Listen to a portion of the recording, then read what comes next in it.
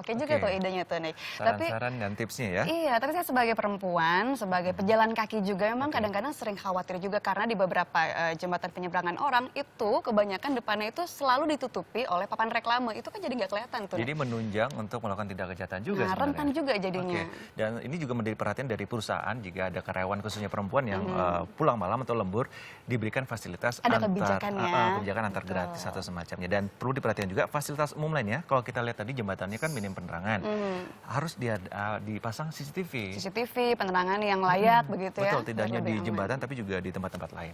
Setuju. Baik, kita ke informasi selanjutnya. Hari ketiga mogok nasional, masa buruh sudah tiba di Balai Kota DKI Jakarta sejak pukul 11 siang. Iya, ada Wibisono Notodirjo di sana. Wibi, bagaimana suasana unjuk rasa di sana? Ya, Niko dan Rahma, saat ini ratusan buruh dari perkumpulan pekerja dari lem atau logam, mesin dan elektronik telah berkumpul di sini di depan Balai Kota di Jakarta Pusat. Dan saat ini mereka sedang memasuki masa istirahat sebelum nanti akan melanjutkan orasi di depan Balai Kota di Jakarta Pusat ini. Para buruh ini datang dari beberapa lokasi, antara lain dari 80 pabrik di Jakarta Timur, kemudian dari 50 pabrik di Jakarta Barat, dan juga dari 8 pabrik di Jakarta Utara. Mereka datang ke Balai Kota ini untuk menuntut Gubernur DKI Jakarta Basuki Cahayapurnama untuk menolak peraturan pemerintah tahun nomor 78 soal pengupahan. Nah, Serikat Buruh Logam, Elektronik dan Mesin ini, menurut mereka peraturan pemerintah tahun 78 ini cukup merugikan karena menurut mereka penghitungan UPM atau upah minimal sektoral di sini tidak memperhitungkan komponen hidup layak. Dengan ini mereka juga mengkhawatirkan bahwa upah mereka dalam waktu yang akan mendatang akan berkurang secara signifikan.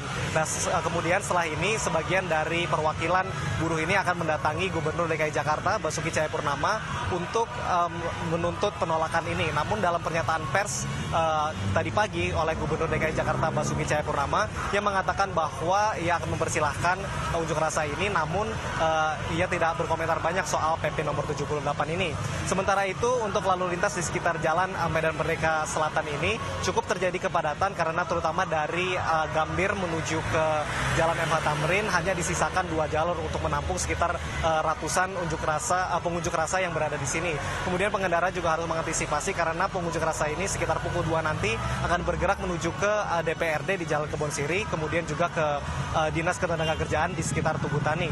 Kemudian pengendara juga harap mengantisipasi meningkatnya kemacetan yang akan terjadi nanti saat pembubaran unjuk rasa ini karena akan bertepatan dengan jam pulang kantor. Niko dan Rahma. Baik, Wibisono Notodirjo melaporkan dari sekitar Balai Kota Jakarta. Ya, jadi aksi unjuk rasa ini nih, Niko, tidak hanya akan terkonsentrasi di sekitar Balai Kota, rencananya masa juga akan mengarah menuju Dinas Tenagakerjaan Jakarta dan juga DPRD DKI Jakarta begitu. Oke, ini juga mendapat perhatian dari Apindo karena dikhawatirkan aksi yang dilakukan oleh buruh ini selain merugikan perusahaan, juga akan memindahkan perusahaan tersebut ke UMK yang lebih kecil karena ini menimbulkan semacam kecemburuan sosial setelah Karawang dan Bekasi, UMR-nya lebih tinggi dari Jakarta. Sementara kalau misalnya kita bisa bisa lebih fair begitu, mungkin ada baiknya juga para buruh lebih memperhatikan bagaimana cara bijak untuk Mengatur hidup ya. mengatur pengeluaran. Betul, gitu seperti kan. itu. Jangan boros-boros sekali lah ya.